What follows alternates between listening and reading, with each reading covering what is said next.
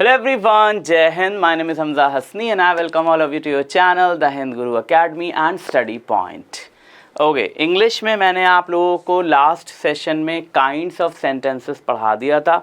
अब हम आगे बढ़ते हैं और हम बात करते हैं फॉर्मेशन ऑफ सेंटेंसेस की, यानी कि ये सेंटेंसेस कैसे बनाए जाते हैं, कैसे बनते हैं। ठीक है, तो सबसे पहले मैं शुरुआत कर रहा हूँ ऑप्टेटिव सेंटेंसेस से। अच्छा, आपने देखा था कि जब मैंने आपको काइंड्स ऑफ सेंटेंसेस पढ़ाए थे तो उसमें पहला काइंड मैंने बताया था असर्टिव, दूसरा इंट्रोगेटिव, तीसरा इम्पेरेटिव, चौथा एक्सक्लेमेटरी एंड पांचवा ऑप्टेटिव। पर मैं जब फॉर्मेशन पढ़ाना शुरू कर रहा हूँ तो मैं ऑप्टेटिव से शुरू कर रहा हूँ। क्यों? क्योंकि ऑप्टेटिव, एक्सक्लेमेटरी एंड इम्पेरेटिव, इन तीनों को सीखने के लिए आपको टेंस पढ़ने की ज़रूरत नहीं पड़ेगी। ठीक है, लेकिन जब आप असर्टिव और इंट्रोगेटिव में आएंगे तो वहाँ आपको टेंस पढ़ना पड़ेगा, क्योंकि असर्टिव और इंट्रोगेटिव सेंटेंसेस बिना टेंस के फॉर्मेट नहीं हो सकते। ठीक है, तो ये याद रखिएगा। तो हम ऑप्टेटिव से शुरुआत कर रहे हैं। ऑप्टेटिव में पहले हम बात करेंगे जो जनरल हमारी विश होती है, ब्लेसिंग्स होती है या कर्स होती हैं, उनकी। ठीक है, तो जनरल ब्लेसिंग्स के लिए या कर्स के लिए हमारा जो रूल है ऑप्टेटिव का, वो कहता है कि सबसे पहले हम मे का यूज़ करें। मे को पहले समझ लेते हैं, ये मे वर्ड है क्या।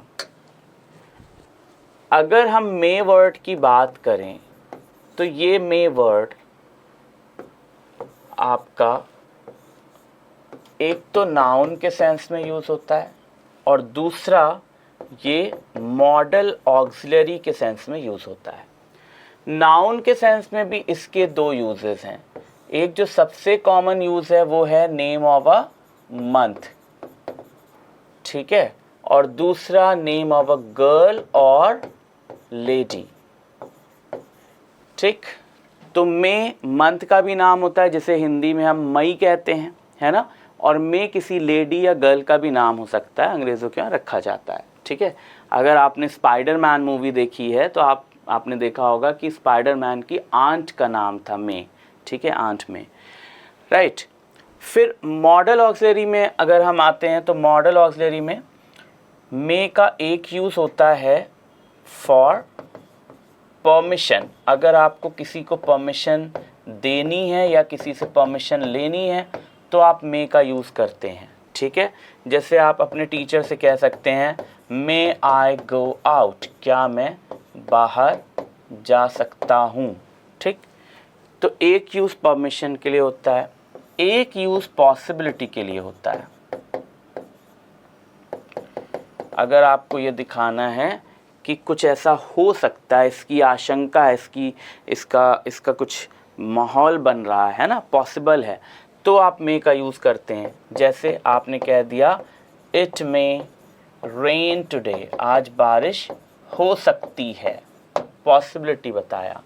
और तीसरा यूज़ इसका आप आज देखने जा रहे हैं जो कि ऑप्टेटिव सेंटेंसेस में होता है।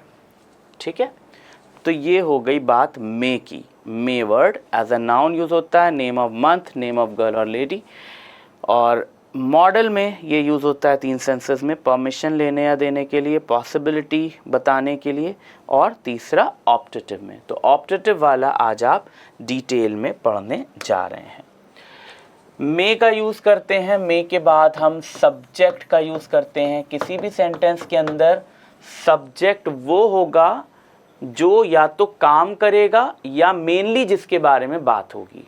ठीक है, अगर कोई काम नहीं है तो मेनली जिसके बारे में बात हो रही है वो सब्जेक्ट है। ठीक, फिर अगर सेंटेंस नेगेटिव है तो नॉट या नेवर, फिर फर्स्ट फॉर्म ऑफ वर्ब, फिर ऑब्जेक्ट, फिर एक्स्ट्रा। एक्स्ट्रा में आज मैं इलैबोरेट कर दे रहा हूँ, आगे से मैं सिर्फ एक्स्ट्रा ही लिखूँगा। तीन चीज़ें मेनली आती हैं।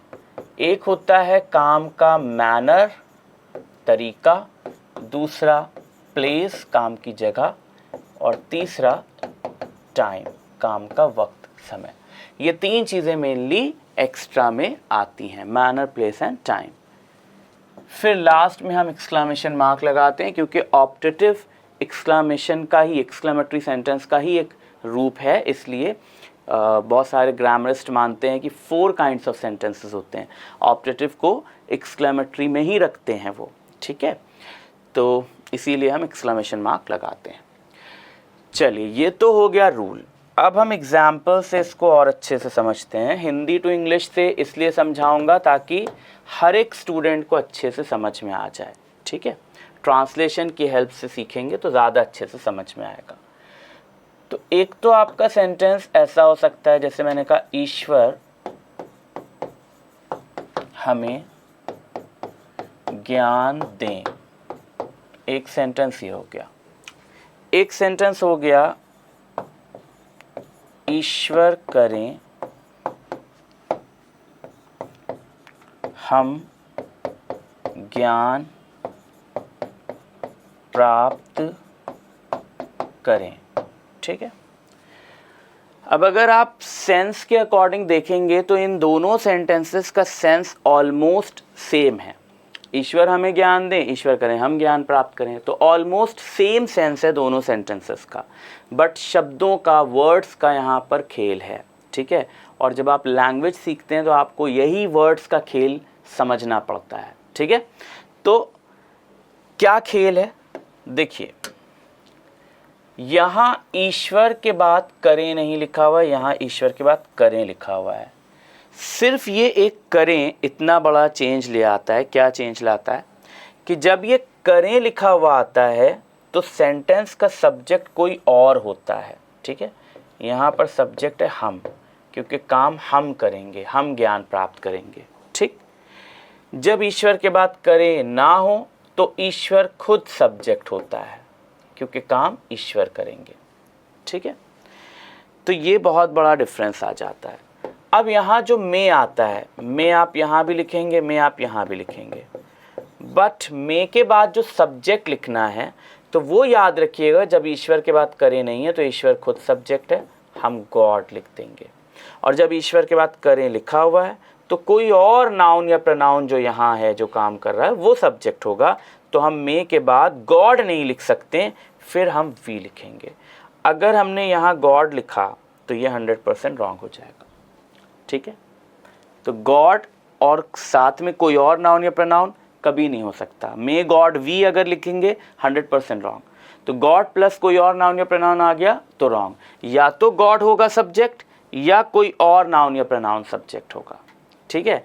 अब डिपेंड करता है कि आप कैसे प्रेजेंट कर रहे हैं, एक्शन गॉड कर रहे हैं या कोई और कर रहा, ठीक। तो मे गॉड, दे के लिए गिव, हमें के लिए अस, भैया हम इसी के अकॉर्डिंग चल रहे हैं। नो नॉट तो आएगा नहीं, नॉट नेवर नहीं आएगा।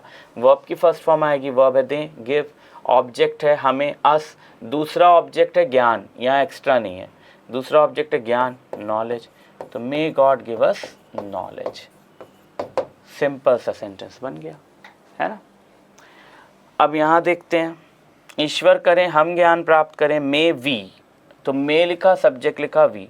अब नॉट नेवर यहाँ भी नहीं है, वर्ब की फर्स्ट फॉर्म। प्राप्त करने की इंग्लिश गेट, ठीक है।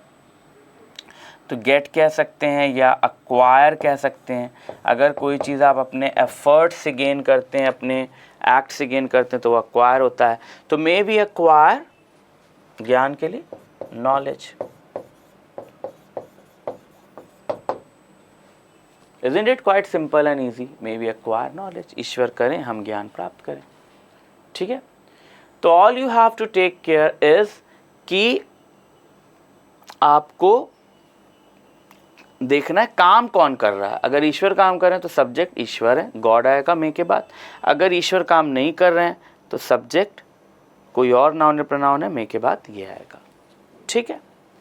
तो आई होप ये बात समझ में आ गई। मैं यहाँ पर हट रहा हूँ, यहाँ पर आप वीडियो को रोकिएगा और रोक करके ये पूरा नोट कर लीजिएगा, ठीक है।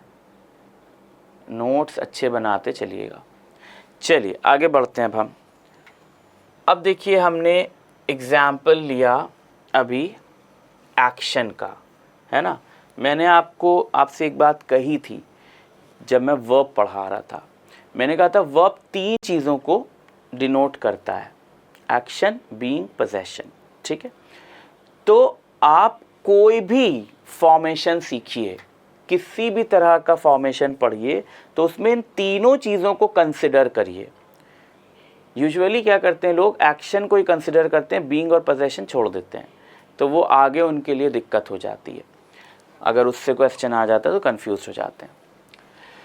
तो हम तीनों को देखेंगे। अब जैसे मैंने यहाँ पर आपको क्या दिखाया, एक्शन दिखाया, may God give us knowledge, यहाँ पर काम हो रहा है, एक्ट हो रहा है, एक्शन है। May we acquire knowledge, action है, ठीक।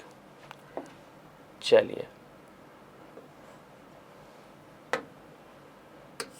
अब एक्शन के ही एक और एग्जाम्पल ले लेते हैं, नेगेटिव एग्जाम्पल्स ले लेते हैं, ठीक है। या ऐसा करते नहीं, एक्शन के बाद पहले बीइंग का लेते हैं, फिर पोजेशन का, फिर नेगेटिव में एक्शन, बीइंग, पोजेशन, तो आपको माइंड में सेट हो जाएगा। बीइंग का एग्जाम्पल लेते हैं।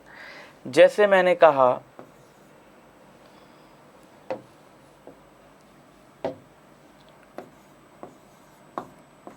ईश्वर हमारे प्रति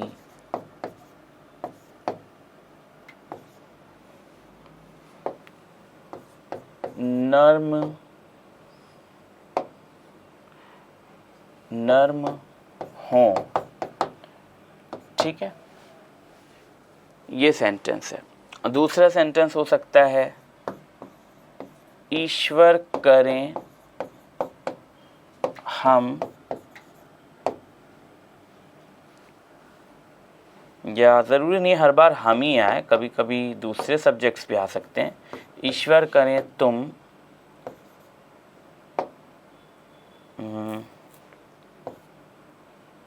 व्यस्त हो, ऐसे करके, ठीक। अब वही सेम बात, ईश्वर के बाद करें नहीं है तो ईश्वर ही सब्जेक्ट है, हमने मे लिखा सबसे पहले, सब्जेक्ट में हमने गॉड लिखा, मे गॉड। नॉट या नेवर यहाँ भी नहीं है, वर्ब की फर्स्ट फॉर्म। अब जब आपकी वर्ब हो आ जाए, वो ऐसा हो, तुम वैसे हो, तो हो बीइंग का केस है, ठीक है। बीइंग के केस में मेन वर्ब होती है बी, जिसकी अलग अलग फॉर्म्स होती हैं। पर जब भी आप किसी मॉडल ऑक्सिलरी के साथ लिखेंगे तो आप बी ही लिखेंगे, कोई दूसरी फॉर्म आप नहीं लिख सकते। तो मे गॉड बी, ठीक है। अब क्या, नर्म, सॉफ्ट हमारे प्रति, to us, may God be soft to us, ठीक है ना, सिंपल एंड इजी। फिर नेक्स्ट है ईश्वर करें तुम व्यस्त हो, हमने यहाँ पर भी मे लिखा। मे के बाद हमें सब्जेक्ट चाहिए, ठीक है। तो ईश्वर करे में अगर हम देखें तो यहाँ ईश्वर करें अगर ना भी हो, तुम व्यस्त हो, तो भी सेंटेंस पूरा हो जाएगा। यहाँ काम कोई और कर रहा है, सब्जेक्ट कोई और है, तो तुम यहाँ पर सब्जेक्ट है, तो मे यू हो गया। अब नॉट नेवर यहाँ भी नहीं है, वर्ब की फर्स्ट फॉर्म। हो यहाँ पर भी मेन वर्ब है, तो होने की इंग्लिश होती है बी, तो मे यू बी। फिर ऑब्जेक्ट क्या है, व्यस्त, busy, may you be busy, खत्म बात। ऑब्जेक्ट या कॉम्प्लीमेंट, ठीक है, यहाँ ये कॉम्प्लीमेंट है, एडजेक्टिव है ना, तो may you be busy, simple, ऐसे होता है, राइट। तो कुछ कर रहा है तो यहाँ जो काम कर रहा है, जो एक्शन हो रहा है वो आ जाएगा, जैसे मैंने पहले लिखा था, है ना। तो may God give us knowledge, है ना, यहाँ कुछ कर रहा था, एक्शन था, मे वी एक्वायर नॉलेज, तो एक्शन आ जाता है। अगर यहाँ पर कुछ होना बताया जा रहा है तो बी आता है, और अगर किसी के पास कुछ होना बताया जाए तो हैव आएगा, ठीक है। अब जैसे मान लीजिए ये बीइंग के हो गए थे, पोजेशंस के भी एग्जाम्पल ले लेते हैं हम।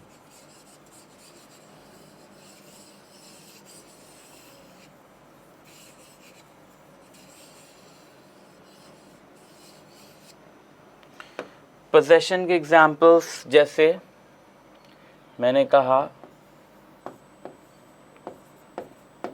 ईश्वर के पास हमारे लिए जस्ट अ मोमेंट।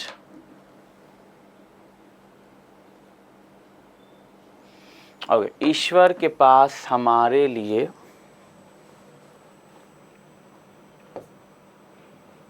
क्या हो, हमारे लिए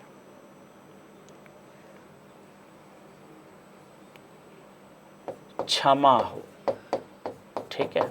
हालांकि इस तरह का सेंटेंस बोला नहीं जाता है जनरली, बट हो सकता है। और मुझे आपको पोजेशन दिखाना है, ठीक है। नेक्स्ट सेंटेंस मान लीजिए मैंने लिखा ईश्वर करें हमारे पास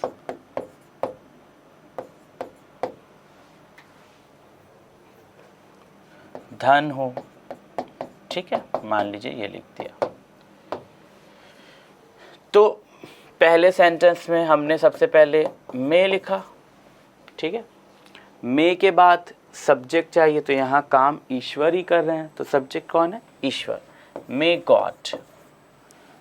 अब नॉट या नेवर यहाँ नहीं है, वर्ब की first form.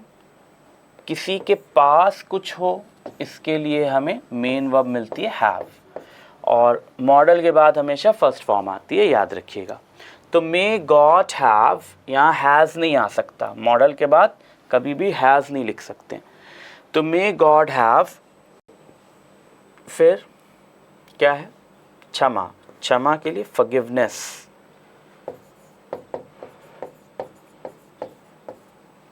May God have forgiveness हमारे लिए, फॉर अस।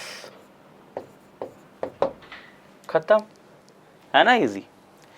अब ये वाला देखते हैं, हमने मे लिखा, यहाँ ईश्वर के साथ करें लगा हुआ है, यानी सब्जेक्ट कोई और है, हमारे पास। अच्छा, ये हमेशा याद रखिएगा, हमारे, तुम्हारे, इसके, उसके, इन सब वर्ड्स के ठीक बाद अगर पास आ गया तो हमारे की इंग्लिश आर, या तुम्हारे की योर, उसके की हिज, ये नहीं बनेगी, ठीक है।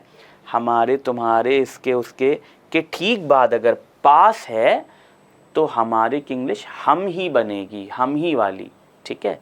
तुम्हारे की तुम वाली बनेगी, उसके की वह वाली बनेगी, ठीक है। तो हमारे की इंग्लिश यहाँ क्या होगी, वी, मे वी।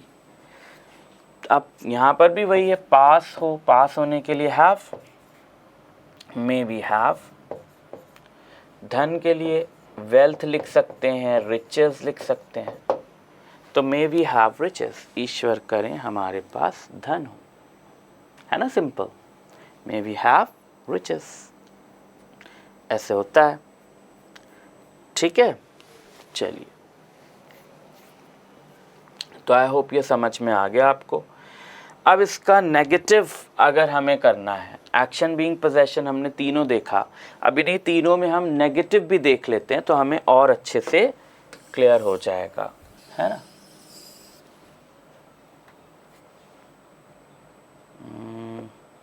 ये पूरा इरेज नहीं होता इस तरह से,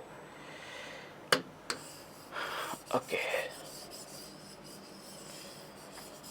It lets me feel like I'm using the blackboard, not the digital panel. Okay.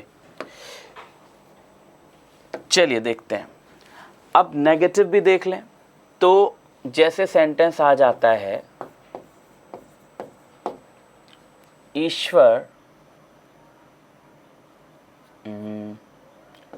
हमें दंड ना दें, ईश्वर हमें दंड ना दें, ठीक, एक सेंटेंस ये हो गया। एक हो गया, ईश्वर करें हम हमें हम दंड ना पाएं। तो देखा जाए तो सेंस दोनों का एक ही है, बट वही शब्दों का खेल। तो हमने क्या किया, मे लिखा, मे के बाद सब्जेक्ट है ईश्वर, गॉड, मे गॉड। नेगेटिव है तो नॉट भी ले लेंगे, मे गॉड नॉट। वर्ब की फर्स्ट फॉर्म, वर्ब क्या है, दंड देना, ठीक है। तो दंड देने के लिए वर्ड है पनिश, तो मे गॉड नॉट पनिश, फिर ऑब्जेक्ट है हमें, अस। तो मे गॉड नॉट पनिश अस, ईश्वर हमें दंड ना दे, मे गॉड नॉट पनिश अस। ठीक, नेक्स्ट देखते हैं, ईश्वर करें हम दंड ना पाएं। सबसे पहले मे लिखा, मे के बाद सब्जेक्ट है हम, ईश्वर करें से कोई मतलब नहीं, हम सब्जेक्ट है, मे भी, ये भी नेगेटिव है, नॉट ले लेते हैं। मान लीजिए यहाँ होता कभी ना पाए, ईश्वर करें हम दंड कभी ना पाए। अगर कभी ना होता तो हम नेवर लिखते हैं, ना होता तो हम नॉट लिखते हैं। तो मे बी नेवर, फिर क्या है, पाए, गेट। अब दंड यहाँ नाउन हो गया तो punishment, may be never get punishment. Simple है ना। ईश्वर हमें दंड ना दे, मे गॉड नॉट पनिश अस। ईश्वर करें हम कभी दंड ना पाए या हम दंड कभी ना पाए, may be never get punishment. है ना, इजी। अब इसी में अगर हम बीइंग का देखें, नेगेटिव बीइंग का देखते हैं, ये तो एक्शन हो गया है ना, एक्शन है पनिश करना, एक्शन है पाना। ठीक है, हम बीइंग का केस देखते हैं नेगेटिव में, तो बीइंग का केस कैसे होगा। अच्छा, मैं ईश्वर और ईश्वर करें ना मिटाऊं क्योंकि ये तो हर जगह आना है।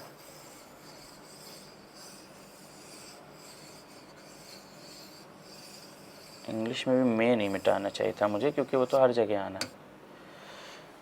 ओके, तो अगर हमारा सेंटेंस आ जाता है, ईश्वर हमारे प्रति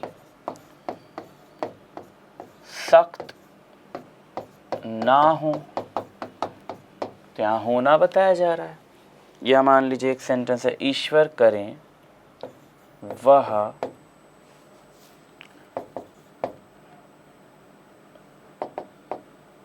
कभी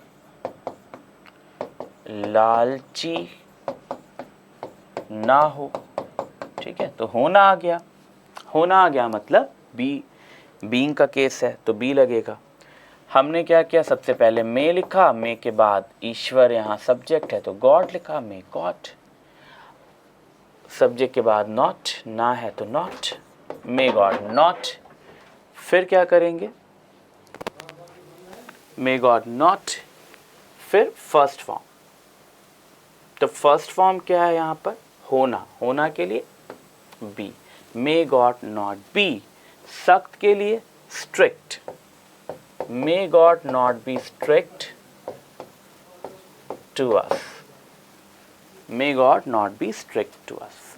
है ना, सिंपल एंड ईजी। फिर है, ईश्वर करें वह कभी लालची ना हो, तो मे, वह के लिए ही, मे ही। अब नेगेटिव है, नॉट, कभी ना है ना तो नेवर, मे ही नेवर। फिर होना की इंग्लिश बी, और लालची के लिए ग्रीडी। तो भाई हमने क्या देखा,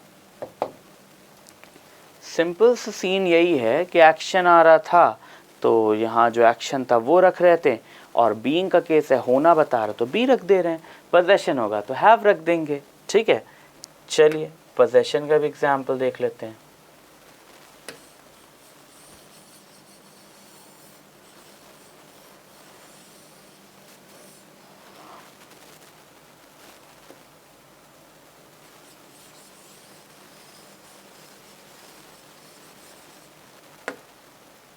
ओके, तो सेंटेंस है, ईश्वर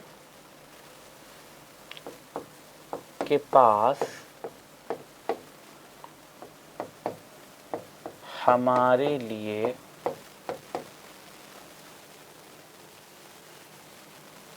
घृणा ना हो, घृणा कभी ना हो। चलो इस बार यहाँ नेवर वाला कर लेते हैं, है ना, कभी ना हो। यहाँ करते हैं, ईश्वर करे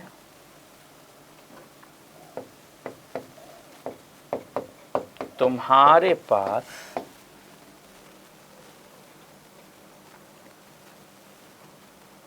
ईश्वर करें तुम्हारे पास क्या ना हो, खाली समय ना हो।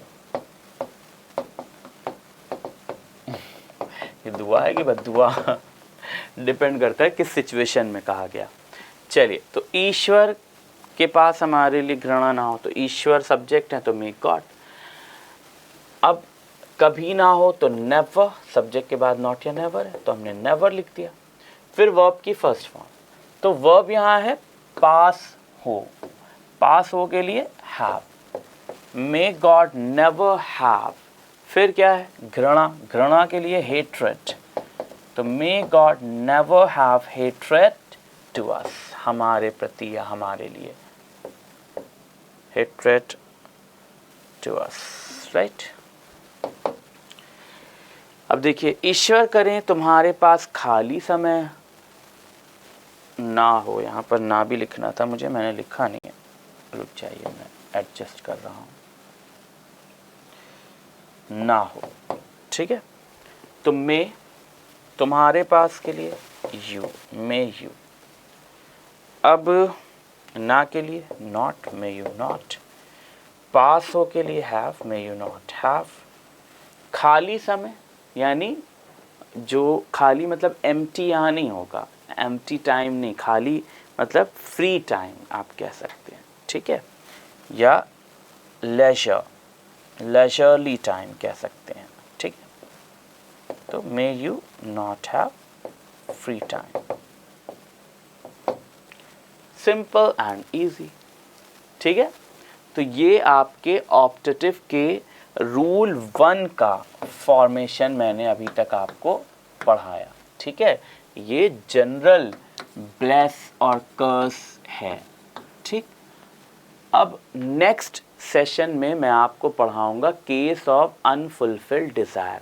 तो ये वाला तो बड़ा आसान था, ठीक है, but case of unfulfilled desire काफ़ी कंफ्यूजिंग होता है, ठीक है। वो आपका 2 दिन कम से कम यानी 2 लेक्चर्स कम से कम लेगा, ठीक है। पर उसको एक बार अगर आपने समझ लिया तो आपके लिए आगे कंडीशनल सेंटेंसेस समझना आसान हो जाएगा, राइट। तो आई होप ये समझ में आ गया, इसको देख लीजिएगा, और अगर कोई क्वेश्चन है, कोई कन्फ्यूज़न है, डाउट है, तो कमेंट में मुझसे आप पूछ सकते हैं, ठीक है। चलिए, आज के लिए इतना इनफ है, मिलते हैं नेक्स्ट सेशन में, तब तक के लिए बाय, जय हिंद।